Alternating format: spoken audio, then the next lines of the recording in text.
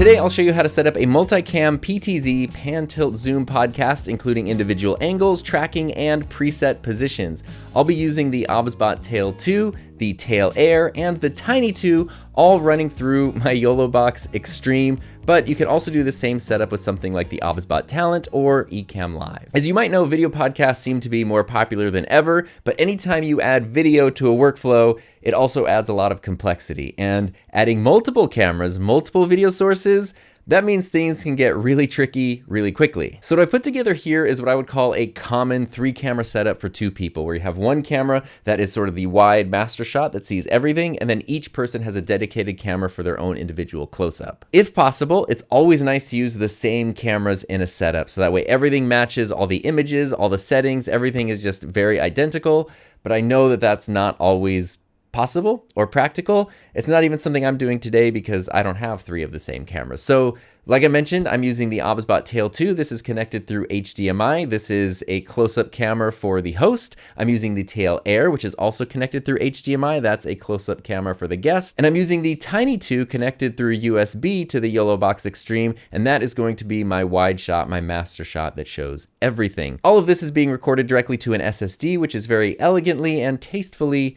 taped to the back of the YOLOBOX Extreme. The biggest downside to this combo of cameras and equipment is that I cannot control the Tiny 2 with the YOLOBOX Extreme. I can control the other cameras directly from it, but that one, I have to move the gimbal manually to frame my shot, and I can't control the color since it's not connected to a computer. Fortunately, I really like the colors out of that camera directly, so what I was able to do is go through the OBSBOT apps and then try to match the Tail 2 and the Tail Air to the Tiny 2, so that way everything will look very consistent as I switch between the cameras, which you will see in my example podcast coming up. But as you might have guessed, that PTZ functionality is really what makes a PTZ setup stand out. So if you're using PTZ cameras, make sure that you have a way to control them. In this case, I can control them directly from the YOLOBOX Extreme, which is extremely helpful, and I can dial in colors beforehand using either the mobile app or the desktop apps.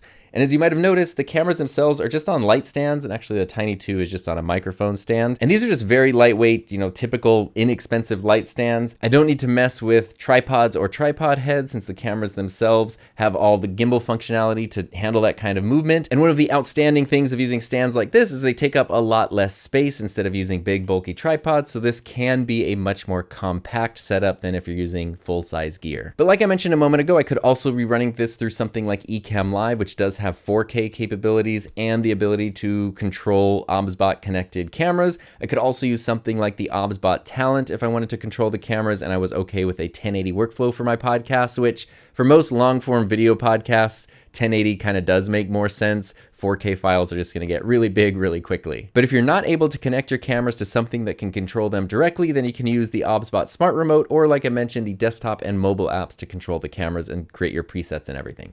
But the benefit to a setup like mine is that I can control everything from a single device, which means it's super easy to adjust and monitor even while I'm recording and participating in the podcast myself. Now, before jumping into what a podcast created with this setup looks and sounds like, I do want to thank OBSBOT for sponsoring this video, because everything I'm using today works well because of how well all these different cameras play together, and that's what makes them great for setups like this. Each of my cameras from the OBSBOT lineup are a little bit different, but they are all 4K capable with smooth PTZ functionality. The Tail 2 gives you incredible optical zoom, amazing image quality, and even the ability to rotate the lens to keep everything level and framed well, so if you put it on an uneven surface, it's not a problem at all. It's also got a built-in battery and a host of connectivity options, including the ability to be used wirelessly. The Tail Air is a more compact version, as the name implies, with streamlined features, and the Tiny 2 is a simple USB webcam that still has full PTZ control and can still work with something like the YOLOBOX Extreme. Now, one of the things I really love about these cameras and why I've kind of become a bit obsessed with them over the past years I've been exploring them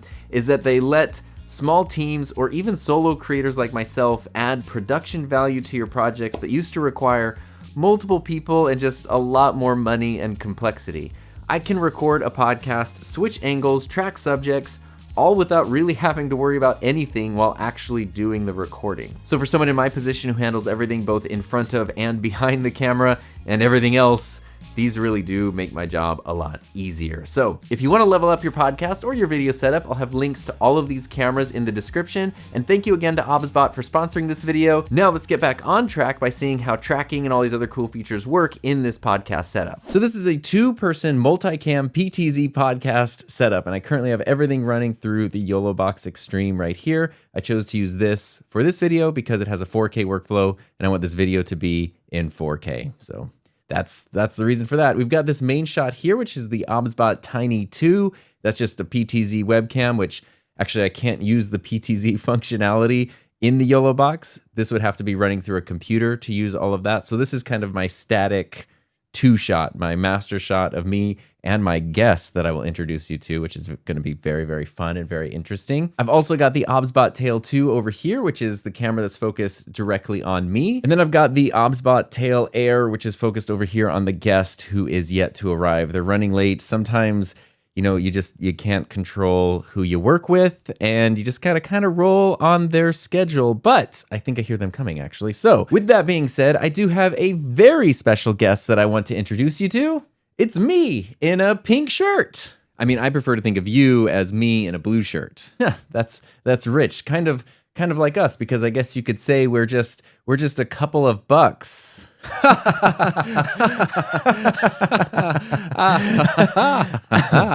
I like you. You're really clever and smart.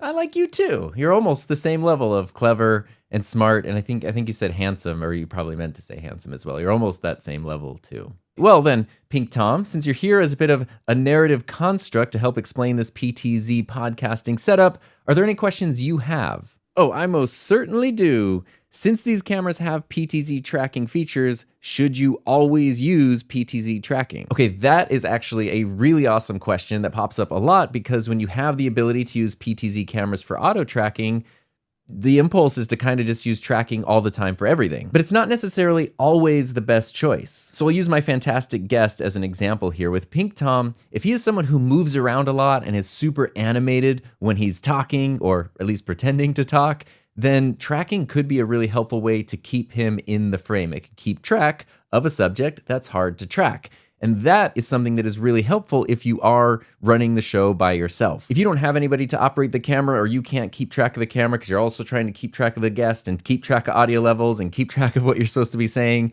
letting the camera keep track of tracking probably is the way to go. You probably don't really need to use tracking all the time, because I think a lot of us are used to more static shots like this main shot right here. And even this shot of me over here, there's no tracking happening, and I'm moving, but I'm not really going out of the frame that much. And so I almost think that what you lose in framing composition here, you kind of make up for in things that aren't super distracting, because depending on your environment and the cameras that you're using and the settings that you're using, tracking can sometimes be distracting. So what I'm gonna do right here is actually just select myself as a tracking subject, and now my camera is tracking me. So now when I go over to this shot, as I move, you kind of notice the camera's following every bit of movement with me.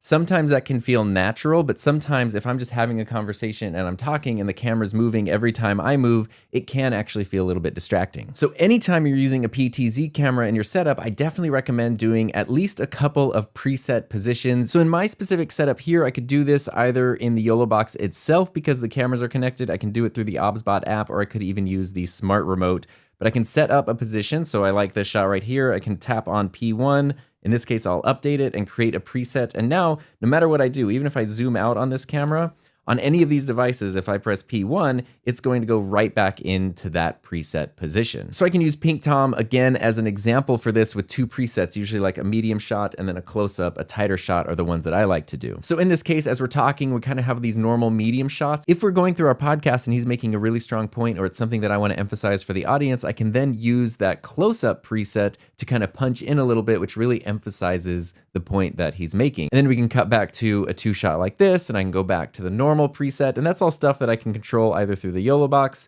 through my phone, or through the OBSBOT smart remote. I do think the smart remote is a smart choice to use because I like the tactile buttons, and so once you have your presets set for each camera, it's kind of nice. You can just have your hands even under the desk and you can be changing your presets right there, 1, 2, or 3, and it's not something that's distracting. It's not something that needs to take up space in your setup. It can be very discreet and add a really high level of production value to your show. So Pink Tom, thank you for being here and helping me out with this. Is there anyone, anywhere, you want to promote yourself in any way before we wrap up?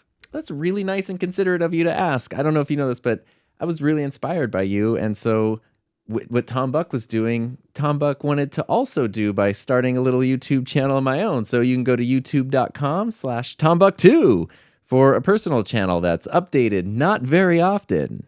And that's a couple of bucks that just makes sense.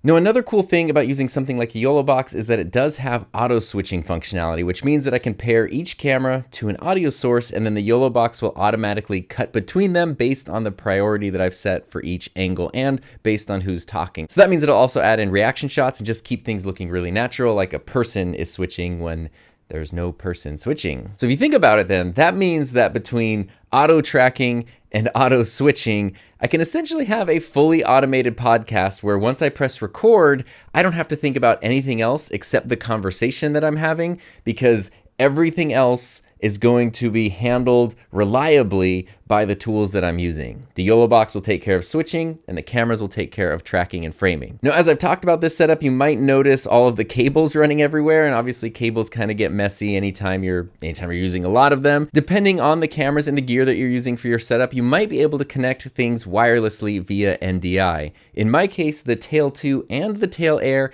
and the YOLO Box Extreme are all NDI capable. The Tiny 2 is not, and needs to be connected through USB. And you can see here in this 3-shot that even though I'm using 3 different cameras, they are all synced up really well. If you mix and match wireless connections, you could then end up with some latency issues, which means your cameras won't be totally in sync. Depending on your setup, that may or may not be something that's super noticeable, but it is definitely something to be aware of as you put your setup together.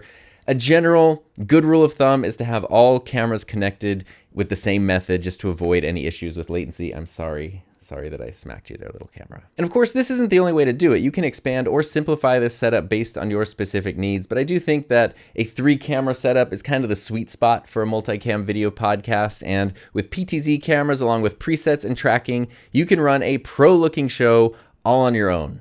And if you want to know more about using OBSBOT cameras with the YOLO box, I've got a full breakdown of that process right here. Or if you just want to check out the cameras themselves, you want in-depth reviews, we got a couple of those also.